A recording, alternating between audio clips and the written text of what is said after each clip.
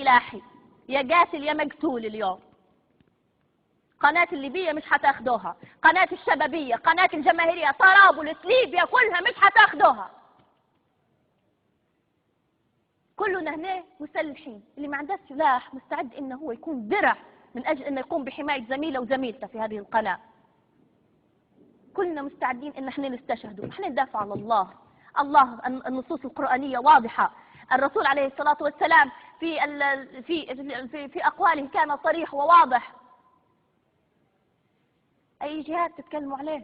أما جهاد الجيش الليبي يتردد 1000 مرة قبل أن يطلق طلقة، لأنه ما يبيش يقتل أخوه الليبي.